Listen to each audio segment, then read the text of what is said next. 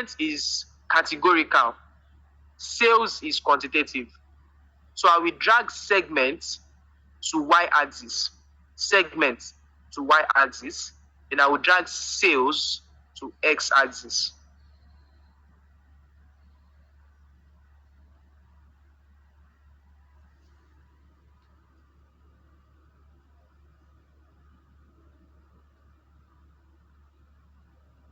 Okay, so you can see how the visual showed immediately.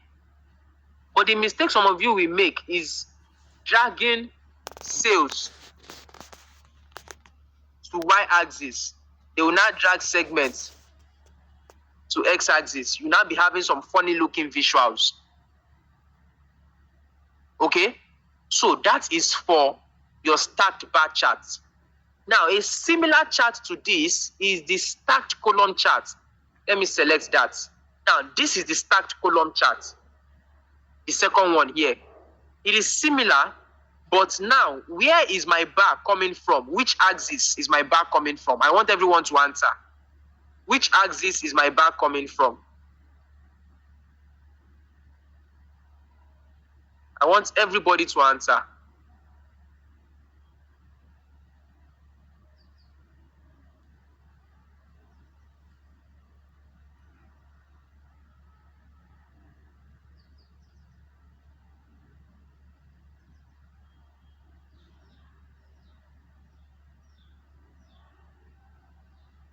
Very good. From the x-axis, I'm surprised somebody said down y. What's the meaning of down y? I mentioned two axes, x and y axis. So the bar is coming from my x-axis. And I have already said that your qualitative, which is categorical variable, will be on the axis that your bar is coming from. So since my bar is coming from the x-axis, it means my qualitative data will be on the x-axis. So for this visual, my qualitative data or categorical, let's say segment, will now be on the x-axis. Then my sales will be on the y-axis. So you can see that it is simply like you are turning the visual on its side.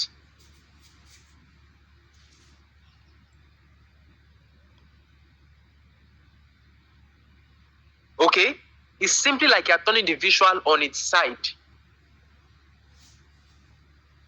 So that is for stacked bar chart and stacked column chart. Okay? Now, the difference, let's now say, okay, I've seen it by segment and sales. And I want to say, okay, for each segment, okay, which gender purchases the most from each segment. I can now drag gender to legend.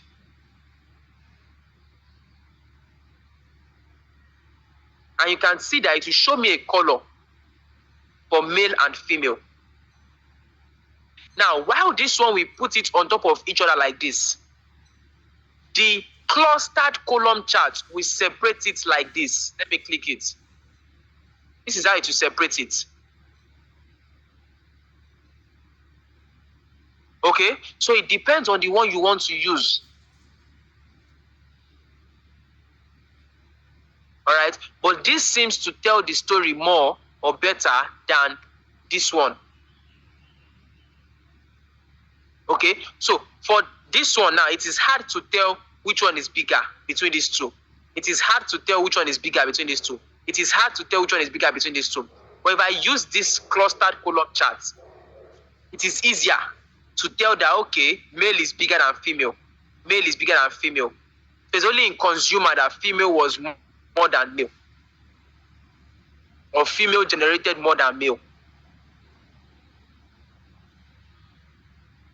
Okay, so I'll delete that. Now, another commonly used visual. So you will hardly make use of this 100% stacked and 100% column charts. You will hardly make use of it. Don't even go near it. Okay, because I do not see the scenario where that comes into play for now, for our level. Alright, because some of you just want to design visual, design dashboard, you just be selecting visual and be putting the fields there. you need visuals that will communicate insights. So that's why I'm showing you the commonly used ones, easy to use and understand. So now for your line chart too will have, now listen, for your line chart, your categorical variable will always be on the x-axis. But take note very well. Take note of what I want to say now. Only use the line chart when you are working with data that is time or date. So maybe you want to see the sales against date, or number of customers against date, or number of orders against date, or number of orders against time, or sales against time. So your date or your time column will be on the x-axis. Please take note, pay attention. See the way I'm calling it now and I'm saying it now, okay? It's something that you can easily take notes, write down, or when you're watching the video again, it jots down. It will help you retain better than asking for a slide that will say, okay, first grab this visual, then put this one in this place, then put this one in this place. That will not help you think very well.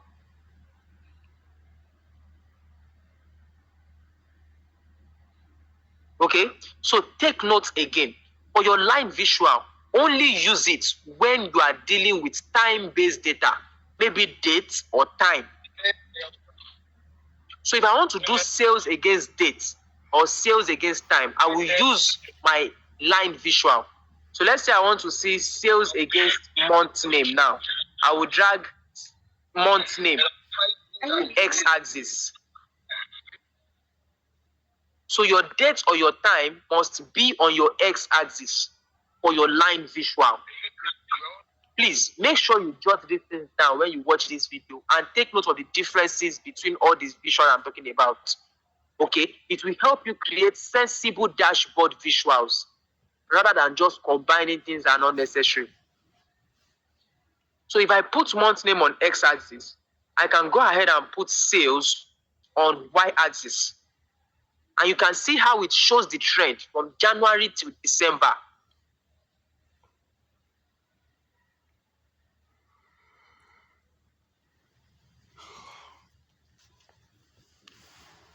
Okay, so this is for line charts. Okay, don't go and put months or your dates on y-axis and then say you want to put sales on x-axis. It won't work that way. Okay, so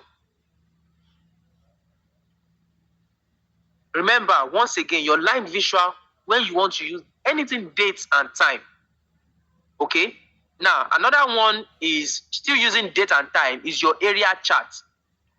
If you use, say, let's use day name now. Day name against, let's say, sum of quantity bought. Sunday to Saturday. Okay, now if I now use area charts instead, it's the same line, just that the area beneath is colored. Okay, so you can either use line or area chart, but it's better to just use line. Avoid all this extra color. Okay, now another commonly used visual is scatter charts. Okay, although you will not really use it in Power BI like that, but the scatter plot is used when you have two quantitative variables, two numerical variables that you want to see the relationship between them. For instance, now I can decide to see the relationship between quantity and sales. Okay, but this is not a reasonable, what's it called now? Visual. So I won't bother for this. Okay, but in analyzing data, we use the scatter plot to show two quantitative or two numeric and continuous variable.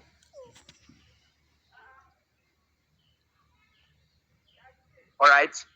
Now, your pie chart or donut chart is used to show the relative frequency or percentages.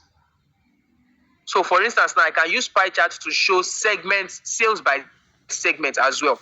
But this time around, it will not give me by, it will give me slices and percentages. So if I say sales by segment, your categorical variable will be on the legend. So I will drag segments, or if it is gender, or if it is country, let's say gender to legend. Then my sales will be on values. So you will see that your pie chart will show you percentage. So the difference between pie chart and donut chart is the hole in the middle. It's basically the same, just that donut chart has a hole in the middle. Okay, now on this, let me go back to pie chart. Pay attention. On this pie chart, I have two genders, okay, which is two distinct categories.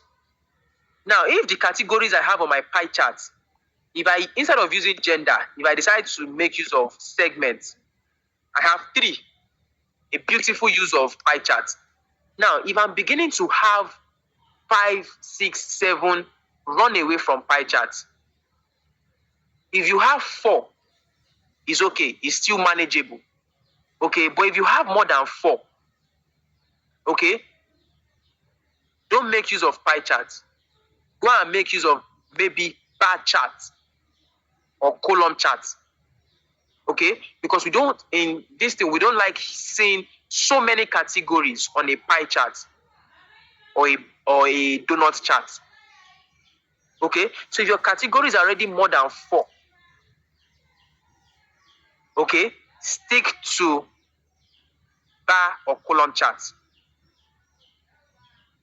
Okay, but now there are some exemptions. If you have like 5 categories and you can see that, okay, for pie charts, it can distinctly show the differences, that you can easily see that, okay, this is bigger than this is bigger than this is bigger than this is bigger than this. Beautiful. You can make use of pie charts. Exemption for 4, 5 categories. But once it's more than that, even if you can see the difference, don't use pie. Just go ahead and use bar charts. Some people will tell you once it's more than 3, safe, don't use pie chart again. Okay, but I give the grace for, okay, if you have 4, then if you can still see the difference very well when you are using 5, no problem. But if not, from 5 and above, don't use pie chart again or donut chart. Okay, now tree map, another nice visual. Let me close this. Tree map is another nice visual, and you use tree map. Tree map is set of rectangles, nested rectangles. So the size of the rectangle tells you the magnitude of that category. So I can use tree map as well to say, okay, maybe sales by segments. So if I drag segments will be on category because it is my categorical variable. I will drag segments to category. Then sales will be on values. So you can see just rectangles.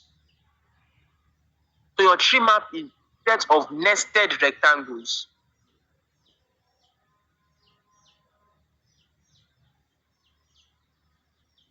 Okay, so I can use, let me say, instead of segments, I use category. You see this? Okay, though this is still quite manageable. All right, I can make use of stacked column chart instead to show this. Okay, but one visual I will run away from if I want to do sales against category. Run away from pie charts because this is already more than 4. If I use pie charts, you see how it looks. Avoid this, please. Please and please. Okay? Yes, it might look colorful. Wow, beautiful. Run away from it, please. All right. Then map visual, when you have what is it called? Location, specific location. Here we just have the country. The map visual might not work very well, and it's usually unstable as well.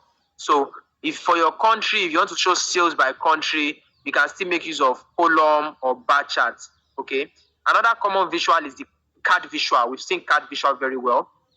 Table and matrix visual. So your table visual is your matrix visual is very similar to your table visual. Very, very similar. Okay. Then I think these are new set of visuals. Card. You can see they even put new in the brackets. So this is a new card visual, new slicer. I'll need to explore some of this. The new card visual has been added since though, but the functionalities are not that what's it called, different from that of the old card visual, if you know how to make use of it and tweak it very well. Okay, so those are the common visuals that you make use of. Then as you advance, all right, you might now begin to see the need to, maybe make use of a waterfall chart or a funnel chart or R script visual or Python script visual or other visuals like that. Okay, and then another thing is a Q&A visual. This is called Q&A. Okay, if you click on it, it is a visual that helps you. You can ask question. You can ask your Power BI question. Okay, it will preparing Q&A. It will study your data. You can see. So what is the current total sales by category? You can click on it and it will give you. Okay, so let us say we don't want to see anyone that is here. Okay, so now we don't have anything on segment or quantity, isn't it? So I can ask it, what is the total, or let's say total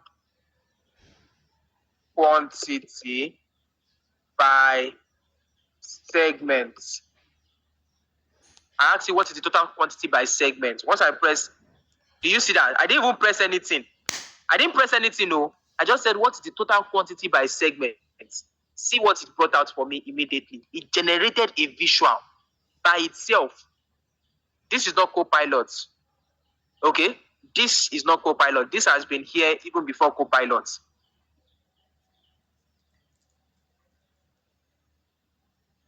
Okay? You see that?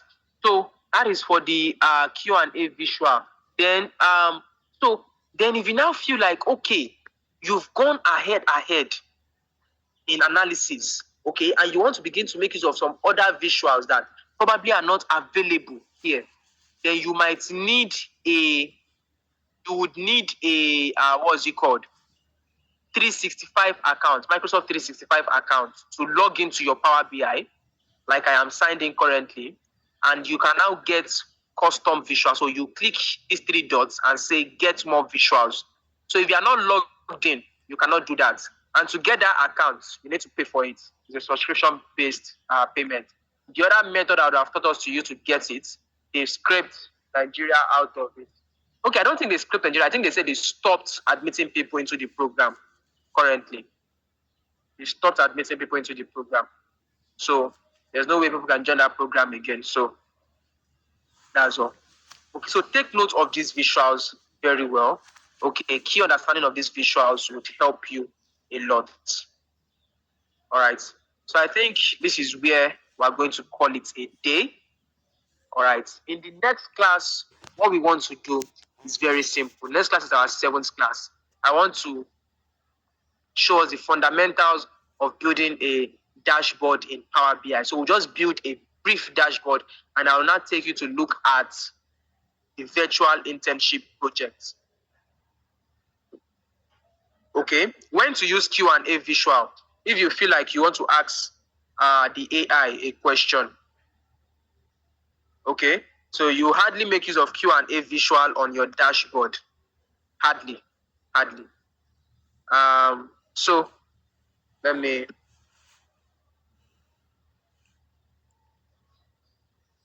So I want to share the what's it called?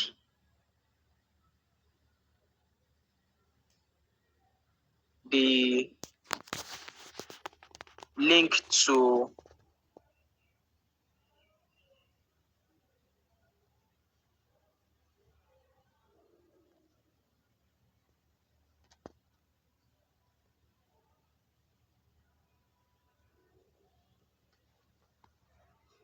how do we make use of the colors to make our visuals presentable, like we did in Excel dashboard. So that's what I'm going to be looking at in the next class. You can color your visuals, format the color and all of that. Using a given data set, if there are changes on sales and revenue, what method should I use to determine the factors responsible for the changes based on the given data sets? Using a given data set, changes on sales and revenue. If there's changes, as how? What do you mean by if? There would always be changes. You don't expect to make the same sales every month, isn't it? So you're asking for what method should you use to determine what factor is responsible for the changes. What method should I use to determine the factors responsible for the changes? So you're trying to determine what exactly is causing our increase or decrease in sales, isn't it? I think you can through your analysis, you can always see what is it called? Through your analysis, you can always see which factors or which variables are causing increase or decrease. But there's a particular visual called I think key influencers that you use to look at the relationship between metrics or something like that. Key influencers visual. I think that is also a particular visual I've heard of as well. I think it's here as well, but I've really not gone into it. Okay, so the key influencer visuals, I think that should answer your question.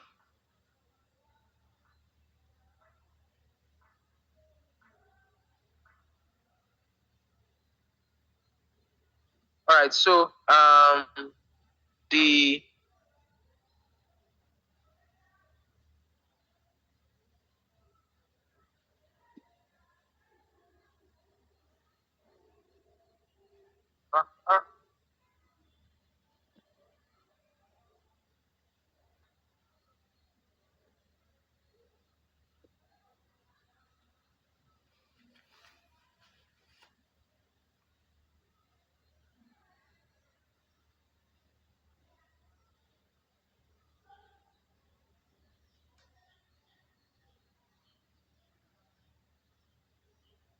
my God.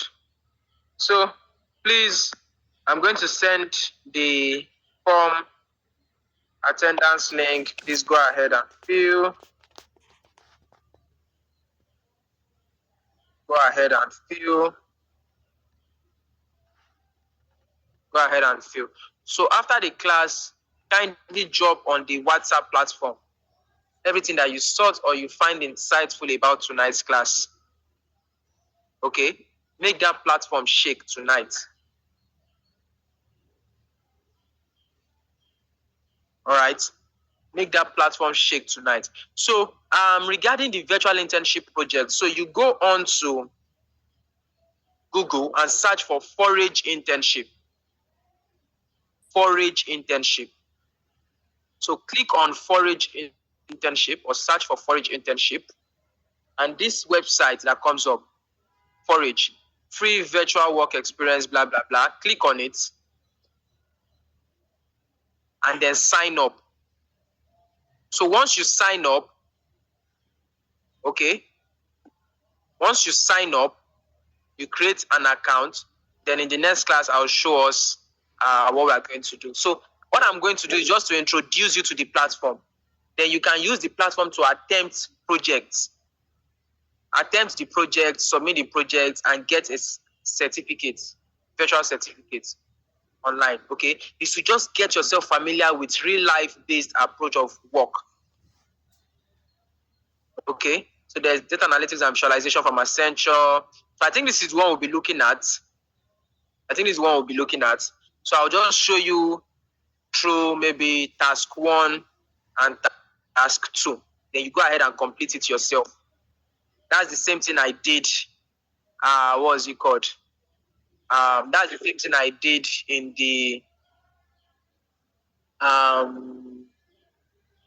previous cohort, and that before them as well. Okay. So, Adetutu, yes, you can unmute yourself and ask your question.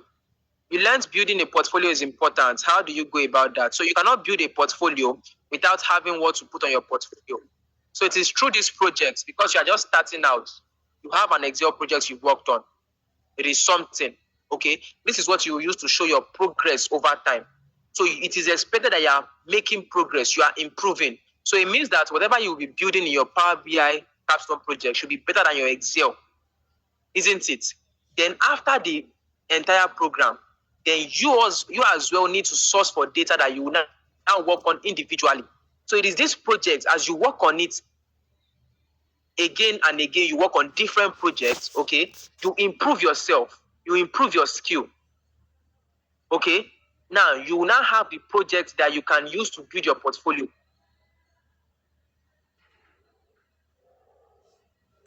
All right. So, Hi, good evening. Just a quick one. You said that if you have the Microsoft account, I do have it, but I tried to click on get more visuals. It asked me for my Outlook account, which I put in. It says you can't sign in here with your personal account. I did not say a Microsoft account. I said a Microsoft 365 account. That's what I'm saying. I do have it. That's what I'm saying. Okay, can you give me the name of the account? Can you just call the email? Okay, the thing is, I'm on a family plan. Am I going to call the actual person or my own email address? Okay, so it's possible if you're on a family plan, it's possible the person, which is the admin himself, did not give you some particular privileges. Okay, but since you put in that account, now you put in that email and it tells you you cannot sign in with a personal account. It means it does not recognize that account as a Microsoft 365 account. Okay. Okay. All right. All right. Thank you. You're welcome. You're having the same issue and you paid personally. Okay.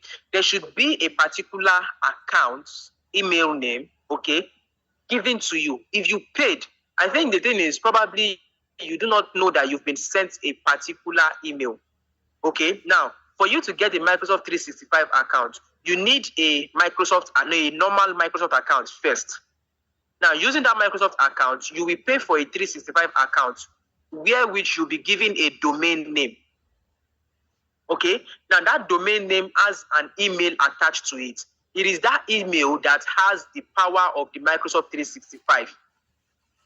So because you have paid for it, doesn't mean that your own personal email, your own personal account will work as a 365 account. No, it is the domain account given to you and the email attached to it that would work as a Microsoft 365 account. Okay, so you need to do what's it called? Log into your normal Microsoft account, okay, and forgetting how you do that. But you can easily search. Okay. You can easily search on YouTube how to determine your 365 account domain name or the email name. Okay. Because since you said you've paid, then you have probably been sent the email or the domain name at the point in time, and probably you do not know. Yes, true. All right. Thank you. Welcome. In building portfolio project, do we also include our Excel assignment and Power BI? So in building a portfolio project, because you are beginners, yes, you can insert it. You can include it. But as you go on, you will see that, okay, the project you are working on now, they are more advanced because you now understand this thing better. You are now working on proper projects and you are producing proper results. Then you will see that, oh, at this point in time, I think I need to remove what I worked on initially as a beginner because they do not speak well to my portfolio. Then because I am now better, okay, I have better understanding of these things and I've done better projects. This set of projects are worthy of being on my portfolio. Okay, please spell forage. You've spelled it. That's the correct spelling. All right, so this set of projects are worthy of being on my portfolio. And with that, you are good to go.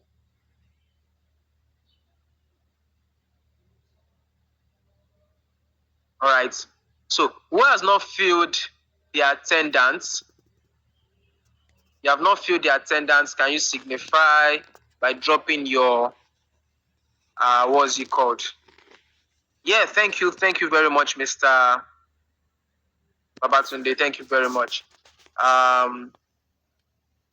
You've been unable to fill your attendance. Please kindly drop it on the platform, on the WhatsApp group here. I said not WhatsApp group, sorry, on the chat box here. Drop your student ID on the chat box. Okay. No. The Microsoft 365 account has nothing to do with forage. Okay. It has nothing to do with forage. Nothing. Please, if you can fill your attendance yourself, fill it yourself. It is only those that cannot fill it, probably due to internet issues that I'm filling for. Okay. So if you have internet issues, you are unable to fill your attendance, quickly drop them. So we are done with tonight's class. Kindly do what's it called? Drop, as I said, anything, everything that you took home from tonight's class. Okay, on the WhatsApp group. Okay, let's make that WhatsApp group bubbling tonight. All right. So I think this is what we're going to call it a day. Let me confirm, because I saw 91 people in class. Let me confirm how many people filled the attendance to make sure some people have not slept off. And it's only their names I'm saying.